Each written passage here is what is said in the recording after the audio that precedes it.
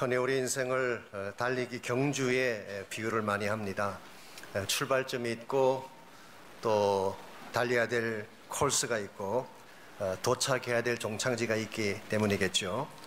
여러분과 저도 의도했던 의도하지 않았던 이미 이 달리기 경주에 들어왔습니다. 어떤 분은 시작하는 위치에 있는 분도 계시고 중간 지점을 넘어간 분도 계시고 저처럼 내리막길로 내려가는 그런 분들도 계실 것입니다. 여러분의 연령이나 나이가 사실 중요한 것은 아닙니다. 우리에게 주어진 인생 경주를 무엇을 하며 어떻게 달려갈 것이냐가 더 중요한 과제가 아닐 수가 없습니다. 얼마 전까지만 하더라도 인생을 바르게 사는 비결 중에 하나로 긍정적 사고방식에 대한 이야기들을 많이 했습니다. 소위 말하는 책방에 가시면은 그 자기 개발에 대한 책들이 많이 나왔죠. 자신의 가능성을 극대화하면 누구나 성공할 수 있고 행복할 수 있다. 이런 책들이 한때 베스트셀러가 됐습니다. 그런데 최근에 이것을 뒤집는 책이 한 권 발간됐습니다. 2017년 아마존의 최고의 그 판매를 기록한 책 하나가 있습니다. 마크 맨슨이 쓴 신경 끄기의 기술이라고 하는, 영어 원래 이름은 Subtle Art of Not Giving, 그리고 F예요. 무슨 약자인데요. 좋지 않은 약자 같은데요. 조금 민망한 그런 제목을 가진 영어 제목이지만 우리말로 번역하기를 신경 끄기의 기술이라 그렇게 번역을 했습니다. 긍정의 시대는 끝났다. 애쓰지 말라. 노력하지 말라. 신경 끄라. 뭐 이런 내용을 담고 있습니다. 이 책이 요즘 한국 젊은 사람들에게 폭발적인 인기를 끌고 있다고 합니다. 왜냐하면은 이 책을 저술한 저자 자체가 1984년생입니다. 이제 겨우 34살 됐나요? 33살 됐나요? 젊은 사람이죠. 고등학교 다닐 때 문제아였고 마약으로 퇴학당한 경험이 있고 대학 졸업 후에도 오랜 기간을 백수로 지난 경험이 있습니다. 그래서인지 그가 뱉어내는 말 한마디 한마디가 한국 청년들의 가슴에 파고드는지 밑줄도 긋고 묵상도 하고 그런 청년들이 많다고 합니다. 이 마크 맨슨에 의하면은 우리 인생은 문제로 가득 차 있다는 것입니다. 너무 문제가 많기 때문에 거기에 다 일일이 신경을 쓰며 살 필요가 없다. 이것이 책이 소개하는 핵심입니다. 해피엔딩이라고 하는 것은 동화책에서나 나오는 것이지 현실에서 이것을 찾는 것은 스투피드하다. 예컨대 당신이 사랑해서 결혼한 그 사람이 당신과 평생 싸울 사람이 되고, 당신이 애써 구입한 그 집이 당신이 수리해야 될 집이 되고, 당신이 선택한 꿈의 직업이 매일 당신에게 스트레스를 주는 것이 아니냐. 그러므로 무슨 일을 하든지 누구를 만나든지 문제를 떠날 수가 없다는 것이죠. 그러므로 문제에 신경 쓰지 말라. 웬만한 문제는 다 신경을 끄라. 그 대신에 진짜 집중해야 될 중요한 것에 대해서 관심을 갖고 집중해야 될 그 가치를 위해 살아가게 되면 인생이 더 아름다워진다. 이것이 이 책의 내용입니다. 제법 괜찮은 포인트라고 저는 생각을 하고, 또 막연한 긍정주의나 추상적인 행복 추구에 비하면 현실 감각이 있는 그런 삶의 제시라고 생각을 합니다. 그럼에도 불구하고 제 마음이 흡족하지 못한 이유는 과연 인생의 문제에 대해서 신경을 끄는 것만으로 인생의 모든 문제가 풀릴까라는 질문 때문입니다. 우리가 살아가는 현실이 생각보다 터프하고 우리가 달려가야 될 인생의 경주의 길이 멀기만 한데, 현실에 대한 실용적 깨달음 몇 가지나 기술만으로 인생의 모든 것들을 잘 감당하며 살아갈 수가 있을까? 제 개인적으로는 충분하지가 않는 것 같습니다.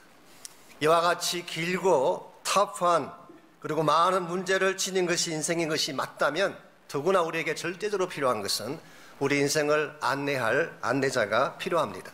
성경은 그분을 예수 그리스도라고 소개합니다.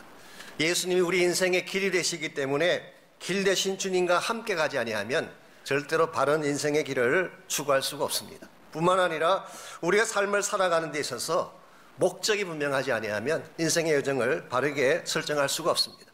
왜 살아야 되는지, 무엇 때문에 달려가야 되는지, 우리의 모든 일생을 다 걸어도 아깝지 아니할 참된 가치가 우리에게 있지 아니하면 우리는 인생 여정을 바르게 또 열매 있게 달려갈 수가 없다는 것입니다. 그렇다면 과연 나의 일평생을 걸어도 아깝지 아니할 참 가치는 무엇일까요? 역시 성경을 보시면은 그것이 복음이라고 소개하고 있습니다. 복음에는 생명이 있습니다. 복음에는 구원의 능력이 있고 복음에는 하나님의 비전이 담겨져 있기 때문에 이것이야말로 우리 인생이 전부를 걸어다 갚지 아니할 최대 가치가 되는 것입니다. 로마서 1장 16절에서 바울은 다음과 같이 선포했습니다. 나는 복음을 부끄러워하지 아니하노니 이 복음은 모든 믿는 자에게 구원을 주시는 하나님의 능력이 됨이라. 먼저는 유대인에게요, 나중에는 헬라인에게로다, 그렇게 말씀을 했습니다. 사도 바울에게 있어서는 예수님 만난 사건이 최대의 사건이었고, 예수님 만난 이후에 그는 다른 어떤 것도 다 내려놓고 죽는 그 순간까지 복음 하나를 위해서 달려갔습니다. 그래서 그는 마지막 디모데후서 4장에 보게 되면 나의 달려갈 길을 다 마쳤다, 선한 싸움을 싸웠다, 믿음의 승리를 외치며 자랑스럽게 인생을 마감한 것을 볼 수가 있습니다. 복음이 바울의 인생을 가치 있게 만든 것입니다. 오늘 여러분의 인생을 가치 있게 만드는 것은 과연 무엇일까요?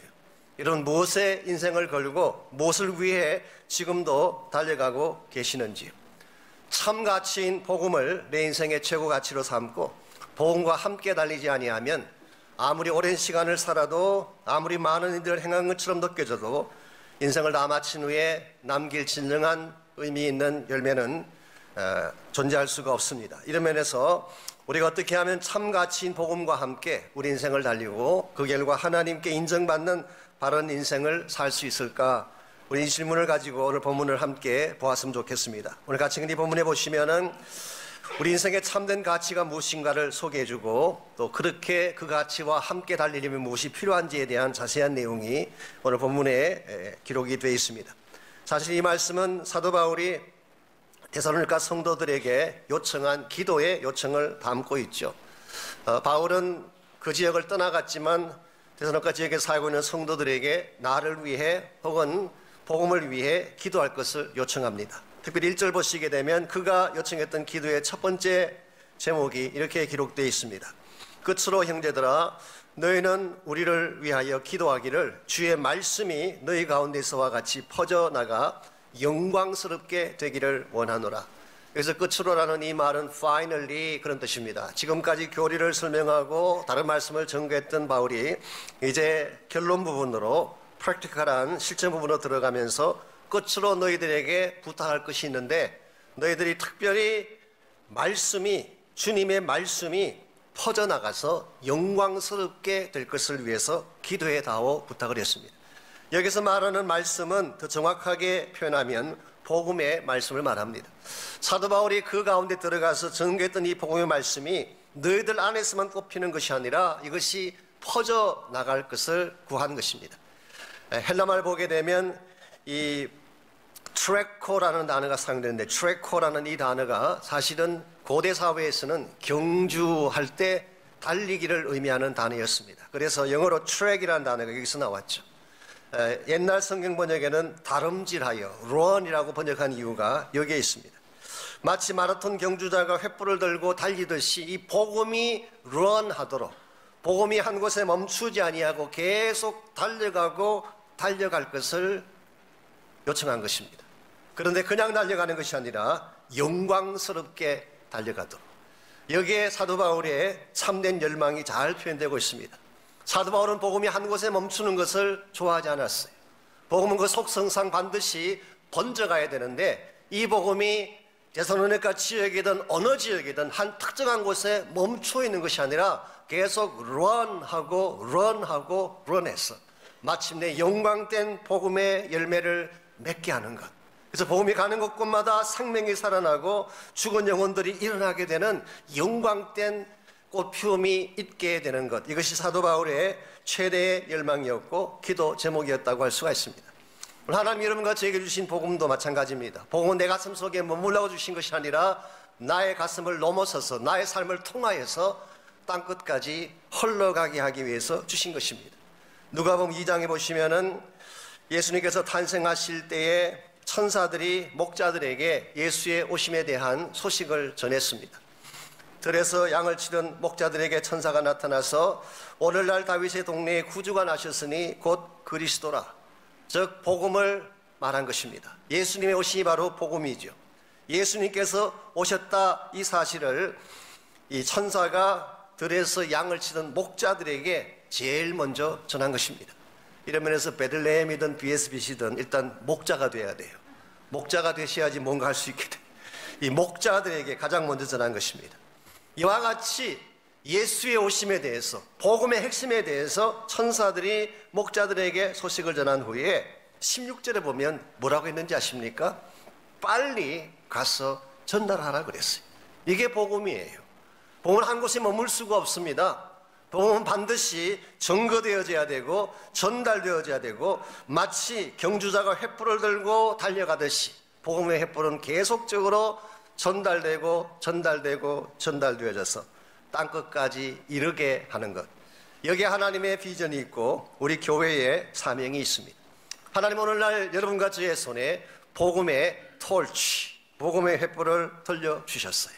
하나님은 저희 교회 안에 이 복음이라고 하는 위대한 사명의 횃불을 돌려주셨어요. 이제 우리가 어떻게 해야 될까요? 손에만 들고 있으면 될까요? 막연하게 바라보고만 있으면 될까요? 아닙니다. 이 복음이 러닝하게 해야 돼요. 이 복음이 달리게 해야 하는 것입니다. 우리가 어떻게 할 때에 이 마지막 시대에 복음의 불이 점점 꺼져가고 복음의 횃불이 점점 식어가는 이 마지막 시대에 예수 그리스도의 복음의 횃불을 높이 들고 땅끝을 향해 달려갈 수 있는, 그래서 하나님 앞에 기쁨을 드릴 수 있는 이런 존귀한 인생이 될 수가 있을까요? 오늘같이 이 본문에 보시면은 우리의 삶을 통해 복음을 달려가게 하려면 꼭 필요한 세 가지 영적 자질이 오늘 본문에 소개가 되어 있습니다. 제일 첫 번째로 우리가 정말 이 복음을 흘러가게 하려면 제일 첫 번째로 필요한 것이 믿음입니다. 그것도 그냥 믿음이 아니라 온전한 믿음이 필요합니다. 2절 말씀 보시면은 오늘 사도 바울의 이 기도 요청 속에 한 가지 문제점을 발견할 수가 있습니다. 또한 우리를 부당하고 악한 사람들에게서 건지시옵소서 하라. 믿음은 모든 사람의 것이 아니니라. 여기에 부당하고 악한 사람들을 언급합니다. 여기서 부당하다는 말은 합리적이지 않다, unfair하다 그런 뜻입니다. 그리고 악하다는 것은 설명할 필요가 없죠. 지금 데살로니가 교회 안에 성도들 가운데에 누구인지는 정확하지 않지만 뭔가 삶 자체가 부당하고 악한 가운데 서 있는 사람들이 있기 때문에, 즉 이것이 복음의 진로의 장애가 될 수 있기 때문에 이것을 없게 해달라고 기도를 요청한 것입니다. 그렇다면 여기에 소개된 이 방해자들, 부당하게 행하고 악을 행함으로써 복음의 길을 가로막는 이 사람들이 어디에서 나온 사람들일까요? 세상에서 들어온 사람들이 아닙니다. 놀랍게도 믿음의 공동체 안에 같이 있던 자들일 가능성이 많습니다. 그래서 똑같이 복음을 듣고 하나님 말씀을 듣긴 들었는데 actually 믿음의 본질로 들어오지 못한 사람들. 그래서 오늘 본문은 믿음은 모든 사람의 것이 아니니라 이렇게 말한 것입니다. 사도 바울이 데살로니가 지역에 들어가서 복음을 외쳤습니다. 하나님 말씀을 가르쳤습니다. 수많은 사람들이 그 말씀을 들었습니다. 그렇다고 해서 모든 자들이 다 그것을 믿고 환영했을까요? 아니라는 것입니다. 그들 가운데 어떤 사람은 건성으로 들은 사람도 있고, 어떤 사람은 지식적으로만 들은 사람도 있고, 어떤 사람은 이것을 들은 후에 분석하고 따지고 반박함으로 말미암아 복음의 길을 가로막기를 원했던 사람들도 있었을 거예요. 이런 종류의 사람들이 궁극적으로는 복음의 박해자가 되었다는 사실, 이것은 우리에게 시사하는 바가 참으로 큽니다. 유명한 주석가인 윌리엄 핸드릭스는 이 본문을 이렇게 설명했습니다. 믿음의 결연은 복음에 대해 적대적 태도를 취하게 할 수가 있다. 자, 지식적으로 말씀은 들었는데, 성경에 관해서 듣긴 들었는데 진짜 믿음이 아닌 경우, 결핍된 믿음의 소유자인 경우는 오히려 복음에 대해서 부정적이고 적대적인 태도를 취할 수 있다는 사실. 요즘 여러분께서 인터넷에 들어가 보시면은 특히 한국에 이 기독교 안티 그룹들이 굉장히 많지 않습니까? 그 사람들은 사명감으로 댓글 주는 것 같아요. 진짜 사명감 있는 사람들 같아요.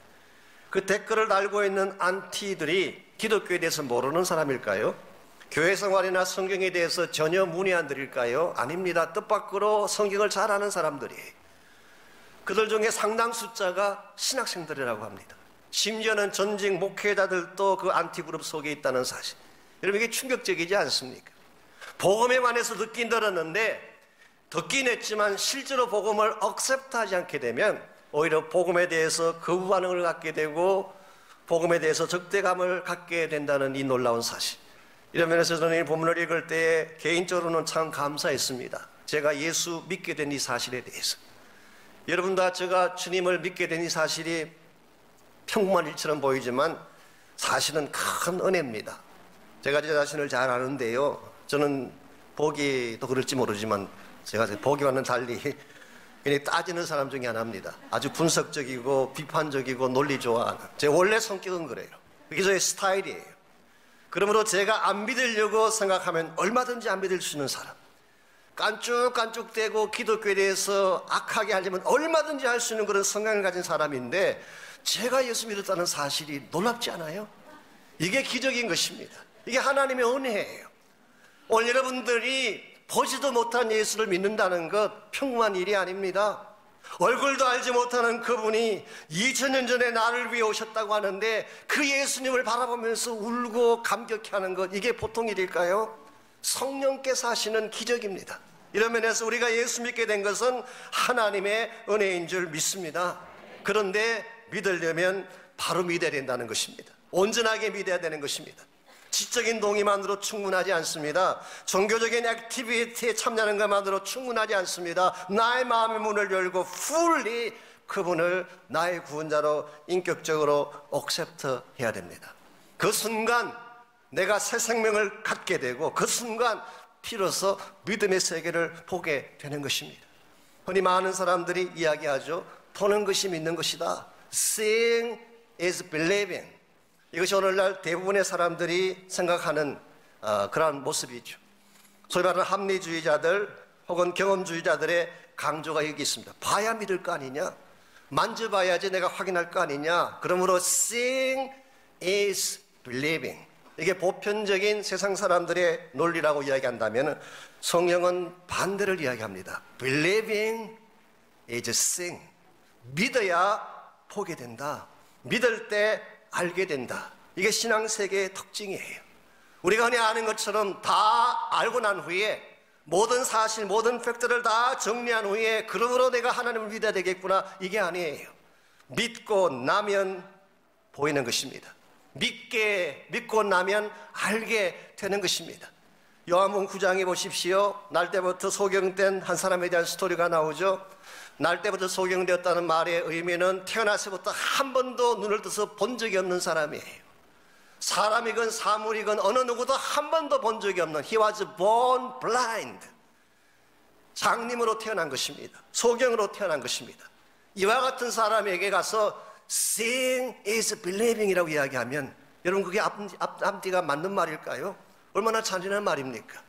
태생적으로 볼 수 없는 사람에게 보아야 믿을 수 있다고 말하는 것은 앞뒤가 맞지 않는 것처럼 사실은 영적으로 여러분과 저는 태어나는 순간 장님으로 태어났어요. 동의 안 해서도 할 수 없습니다. We were born blind. 우리는 죄인으로 태어났어요. 볼 수 없는 자들로 태어났어요. 이와 같이 눈이 감긴 가운데 태어난 여러분들이 어떻게 이 감긴 눈을 가지고 논리를 따라서 하나님 믿을 수가 있겠어요? 그러나 이 사람이 예수님 만나서 믿고 순종해서 실로암 몰가까지 다녀왔을 때에 믿는 순간, believing 하는 순간 보게 된 것입니다. 그리고 그 이후로 그는 예수를 보는 인생이 되었어. 그것도 특별히 그가 눈을 뜨고 제일 처음 보았던 분이 예수님이었기 때문에 예수 중심의 삶을 추구할 수가 있었고 성경에 기록될 정도로 아름다운 인생이 된 것입니다. 오늘 여러분과 저의 인생 가운데도 이와 같이 믿음으로 주님을 보는 역사가 필요합니다. 여러분 개인의 삶 가운데도 모든 것이 다 정돈돼야지 감사하겠다고 생각한다면 여러분 감사할 일이 절대 생기지 않습니다. 먼저 감사하면 감사할 일이 만들어져요. 이해가 되지 아니해도 하나님께 나가서 기도하면 하나님이 보여주십니다. 알게 하시고 열어주시는 것입니다. 이게 신앙생활의 본질이에요. 먼저 믿는 것입니다. 나의 마음의 문을 열고 주님을 억셉트하는 것. 이와 같이 온전한 믿음이 있을 때에 내가 만난 그 예수를 소개할 수가 있고 이 순간 복음이 흘러갈 수가 있는 것입니다. 두 번째로 우리가 나의 삶을 통해서 복음을 러닝하게 하려면 동행자가 필요합니다. 인생의 길은 너무 멀기 때문에 혼자 이 터프한 인생 여정을 다 마칠 수 없어. 그러므로 함께 가야 될 동행자가 필요한데 그냥 동행자가 아니라 신실한 동행이 필요합니다. 3절 볼까요? 3절을 보시면 앞서 소개해드렸던 인간과 대비하면서, 즉 믿지 못할 그리고 변질되어졌던 인간과는 대비되는 존재로서 주님을 소개하고 있습니다. 3절, 주는 믿보사. 믿보다는 말의 뜻이 뭔가요? 이것은 신실하다, faithful하다 그런 뜻입니다. 변치 않는다 그 말이죠. 한번 사랑하시면 끝까지 사랑하시고 한번 택하시면 끝까지 책임지시는, 인생 여정을 행하다가 무슨 일이 있어도 나의 손을 놓지 아니하는 것, 이게 faithful이에요. 그러므로 믿보신 주님, 신실하신 주님, 이 주님이 너희를 굳건하게 하시고 악한 자에게서 너희들을 지키시리라. 우리의 인생 여정 가운데에 인간 동행자도 필요합니다. 사람들도 같이 가야 되고 손을 잡아야 되는 것은 사실이죠. 그러나 인간 동행자는 때에 따라서 같이 가던 손을 놓을 수도 있어요. 환경에 따라서 변하는 경우도 흔히 볼 수가 있습니다. 처음에는 좋아서 시작했지만 수틀리면 돌아설 수도 있는 것입니다. 그렇죠? 괜찮은 줄 알고 결혼했는데 나중에 아니니까 버리는 경우도 가끔 있기는 하죠. 그러나 하나님은, 주님은 절대 그렇지 않습니다. 한 번 택하셨으면 끝까지 가는 거예요. 나의 모습이 어떠하든지, 내가 잘났을 때이건 못났을 때이건, 성공했을 때이건 실패했을 때이건, 사람들이 나를 향해 비난을 쏟아붓고 나에 대해서 손가락질을 하는 그 순간에도 한 번 택하신 예수 그리스도의 손은 결코 우리를 놓지 않습니다. 이게 주님의 동행이에요. 바로 이와 같은 동행자가 여러분과 저와 함께 인생의 여정을 가게 되면 그분이 두 가지를 행해 주신다. 첫째는 굳건하게 하신다. 굳건하게 한다는 말의 뜻은 힘을 주신다는 뜻입니다. 영어 번역에는 strengthening us, 우리를 강하게 하신다, 힘있게 하신다, 에너지를 주신다, 그런 뜻이에요. 두 번째 행하시는 일은 악한 자에게서 지키시리라. 여기 말하는 악한 자는 사실은 사탄을 말합니다. 사실 이것은 악한 것으로도 번역할 수 있는데요, 헬라 말에 이 남성과 중성이 같은 표현으로 나올 때가 있습니다. 그러므로 악한 것, 악한 사건으로 번역할 수도 있고 악한 자라고 하는 남성으로 번역할 수도 있는데, 오늘 우리 성경은 남성으로 번역한 것 같습니다. 악한 자. 악한 자라고 해석을 한다면 이것은 마귀 사탄을 의미하는 것입니다. 여러분의 인생 경주 여정 속에 마귀 사탄이 항상 노려보고 있어요. 여러분을 가만두지 않습니다.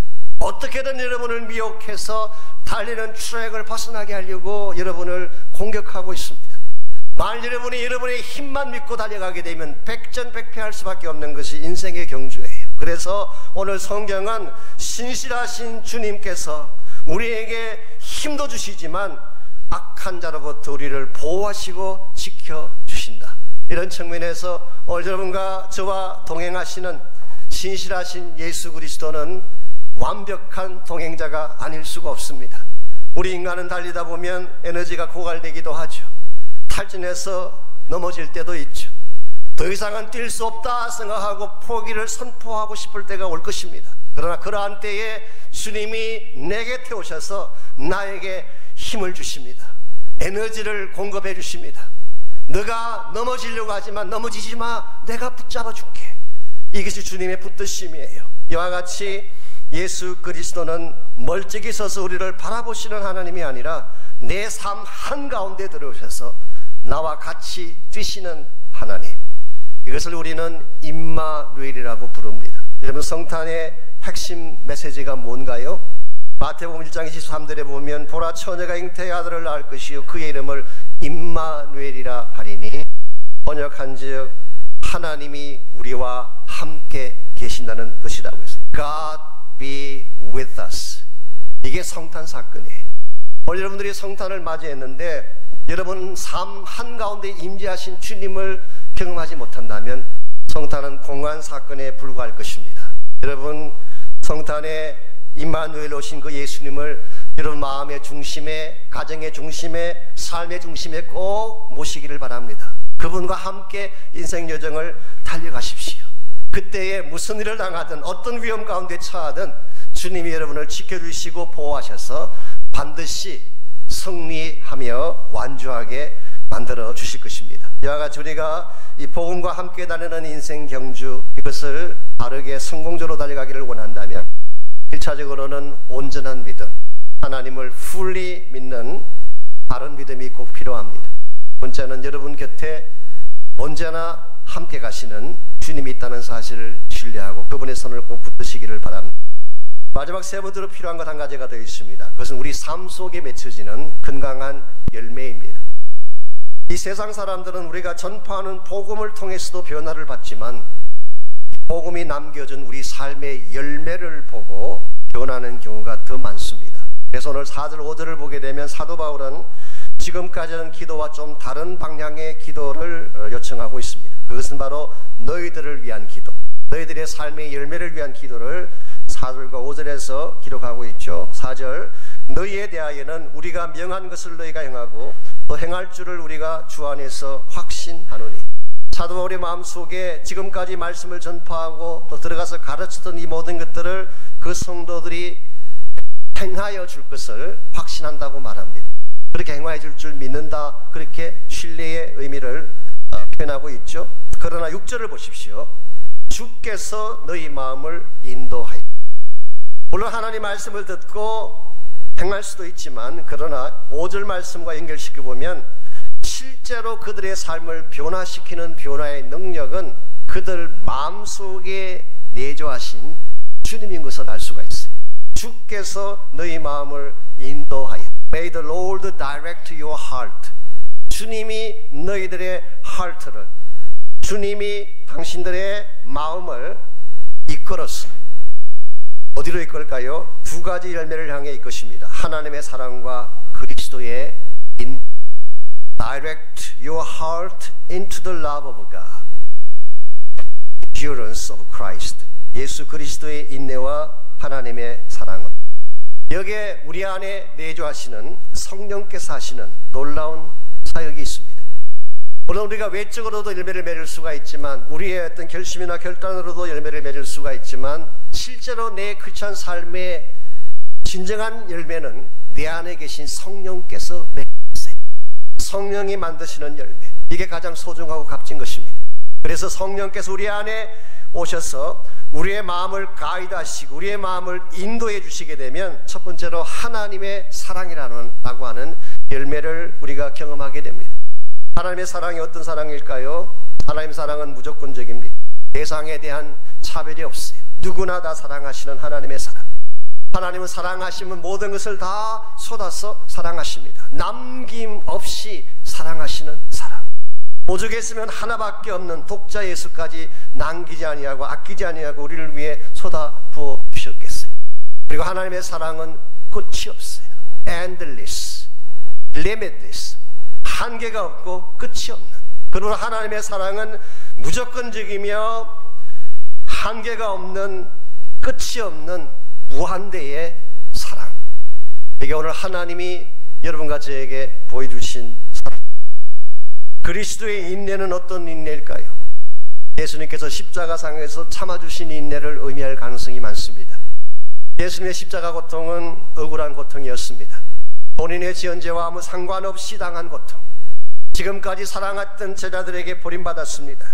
많은 모욕을 당했습니다. 채찍을 맞았습니다. 온몸에 피투성이가 나도록 찢어지고 피 흘리는 고통을 당했습니다. 이와 같은 최악의 고통 가운데서 예수님이 마음만 먹는다면 얼마든지 십자가에서 내려올 수 있었어요. 본인이 마음만 잡수셨다면 천군천사들을 동원해서 얼마든지 자기를 못 박는 로마 군인들을 처치할 수가 있었지만 주님 안 하셨어요. 그 고통을 끝까지 참으셨어요. 이유가 뭘까요? 그래야 여러분과 저를 살릴 수 있기 때문에. 이게 예수님께서 십자가에서 우리에게 보여주신 그분의 인내예요. 뿐만 아니라 예수님의 제자들을 생각해 보십시오. 예수님의 제자들이 얼마나 미련했어요. 3년 동안 가르쳤는데 알아듣지를 못했어요. 아주 스튜피드했어요. 정말 미련했어요. 요즘 제가 보아도 미련하게 보이는데 주님 보시면 얼마나 미련했겠어요. 야, 이런 애들 데리고 내가 3년을 살아오더니 얘들에게 무슨 희망이 있을까? 그렇게 말씀하실 법한데 주님 그렇게 말씀 안 하셨어요. 베드로에게 이야기하셨죠. 너가 지금은 알지 못하지만 때가 되면 알 날이 온다. 기다려 주셨어요. 참아 주셨어요. 그들의 허물을 몰랐어가 아니라 아직 때가 되지 않았기 때문이다. 그러므로 기다려주고 용납하고 참아주는 것. 이게 바로 심지어 그 제자들이 주님이 가장 필요로 하는 그 시각에 예수님 홀로 남겨두고 다 배신하고 도망가 버렸지만 예수님 그들을 용납하고 참아주고 기다려 주셨어요. 우리 인생이 왜 황폐한지 아십니까? 돈이 없어서 황폐할까요? 우리의 환경이 악하고 우리 삶의 터전이 거칠어서 우리 삶이 황폐할까요? 저는 그렇게 생각하지 않습니다. 정말 있어야 될 열매가 없어서 그런 거예요. 사랑이 없습니다. 예수님께서 하나님께서 우리에게 보여주신 이런 사랑이 우리에게 없기 때문에 참아주는 것이 없습니다. 우린 조급해요. 지금 당장 무엇인가가 되지 아니하면 견뎌주지 못하는, 기다려주지 못하는 조급증 우리에게 있지 않습니다. 그러다 보니까 우리는 공격하게 되고 미워하게 되고 상처를 주기도 하고 상처를 받기도 하는, 이와 같은 우리에게 정말 필요한 것은 다시 성령 되신, 성령이신 주님이 우리 안에 풀리 다시 임재하셔서 우리의 마음을 변화시켜 주시는 것입니다. 그래서 사랑할 수 없는 자를 사랑하게 하시고 인내할 수 없는 것을 기다리게 하시고 가장 소중한 열매인 이 사랑과 인내를 내 삶을 통해 실제로 실천하게 하심으로 우리를 본 수많은 자들이 복음 앞으로 돌아오기 때문에 복음의 소문이 땅끝까지 흘러, 이거는 성경이 가르치는 티칭의, 여러분과 제가 살아가는 이 인생의 여정은 결코 쉬운 길은 아닙니다. 생각보다 멀기도 하고 예기치 않는 수많은 일들도 우리 앞을 가로막고 있고, 뿐만 아니라 우리 스스로 가지고 있는 능력에도 한계가 있고, 누군가가 나를 돕는다고 하지만 돕는 인간의 도움에도 한계가 있고, 우리 힘과 능력만으로는 결코 완주할 수 없는 것이 내 인생. 그러나 만일 우리 가운데 주님이 함께 계신다면 우리 인생은 달라질 수 있어요. 새로운 차원으로, 새로운 방향으로, 새로운 능력을 향해 나아갈 수가 있습니다. 오래전에 코리 텐 붐 여사님이 이런 간증을 하신 적이 있습니다. 코리 텐 붐은 아시죠? 하이딩 플레이스의 저자이신 화란이 나왔던 세계적인 복음 전도자 중에 한 분이십니다. 이분이 젊었을 때, 아주 오래전 이야기입니다. 아마 20대든지 10대 말이든지 아주 젊었을 때에 결혼을 약속한 약혼자가 있었습니다. 이 사랑을 약속했던 약혼자가 약속을 깨뜨리고 코리 텐 붐의 가장 친한 친구와 결혼을 했어요. 그때 이 코리 텐 붐이 받은 충격이 어땠을까요? 사랑하는 자에게 버림받았다는 것도 큰 충격이지만은 친구로부터 배신당했다고 하는 그 아픔이 얼마나 크겠습니까? 그래서 그는 견디지 못한 그 자기 방 안에 들어가서 홀로 울며 잠을 지새고 고통 가운데 잠을 이루었습니다. 이것을 지켜보던 그의 아버지가 아마 신앙이 참 좋았던 분인 것 같습니다. 하루는 딸의 방에 노크를 하고 들어가서 다음과 같은 말을 우리 텐 붐에게, 너의 인생 가운데서 무엇인가 너가 원했던 것이 막히는 그런 때가 오거든. 영어로 표현하면 whenever you have something blocked in your life, 당신의 인생 가운데, 너의 인생 가운데 무엇인가 블락되어지는, 사랑의 케이스든 관계성에 대한 케이스든, whenever you have something blocked,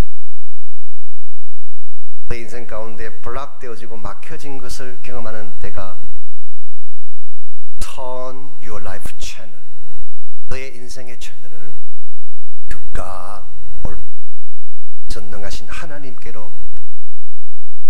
우리 인생의 채널은 막힐 수가 있어요. 사랑의 채널이 막히고 도움의 채널이 막히고 함께 교제했던 모든 채널들이 끊겨지고 막히는 날이 올 수가 있습니다. 그러나 whenever you have something blocked, turn your life channel to Jesus Christ, 예수 그리스도에게로 너의 인생의 채널을, 그러면 그분이 너가 필요로 하는 모든 것들을 다시 공급할 수가 있다. 인간에게 사랑의 배신을 당했지만 우리 인생의 채널을 하나님께로 돌리게 되면 마르지 않는 무한한 사랑으로 다시 그 가슴을 채울 것입니다. 우리 인생 가운데 모든 에너지가 고갈되어지고 내 삶의 모든 것들이 다 붕괴되고 무너졌지만 나에게는 아무런 힘도 능력도 없지만 우리 인생의 채널을 전능하신 하나님께로 향하게 하면 그분이 여러분이 필요로 하는 능력 부어주실 줄 믿습니다. 이게 신앙생활이에요. 우리 힘으로 사는 것이 아닙니다. 하나님을 향해 믿음의 채널을 돌리고 하나님 안에 감추어져 있는 무한대의 사랑과 능력과 은혜를 바라보며 그것을 날마다 공급받고 살아가는 삶이 오늘 성경이 말하고 있는 크리스찬. 여러분 가운데 혹시라도 무엇인가가 블락된 경험을 하시는 분, 관계성이든 사랑에 대한 문제든 혹은 삶의 어떤 터전이나 재정에 대한 문제이든 If you have something blocked, 전능하신 하나님께로 여러분 인생의 채널을 돌리고 기도하시기를 바랍니다. 그분은 절대로 여러분을 떠나지 않습니다. 무슨 일이 있어도 우리 인생이 끝날 때까지 우리와 함께 가실 거예요. 2000년 전에 이 땅에 주님 오신 목적이 바로 여기 있습니다. 예수님은 그냥 멀찍이 계시기 위해 오신 것이 아니라 우리 삶 가운데 들어오셔서 임마누엘이 되셔서 나의 모든 문제를 담당해 주시고 내 마음속에 있는 모든 고통과 아픔을 만져주시고 내가 뚫을 수 없는 인생의 앞길을 열어주셔서 마침내 주님과 함께 영광된 목적지를 향해 나아갈 수 있도록 그래서 주님 오셨어요.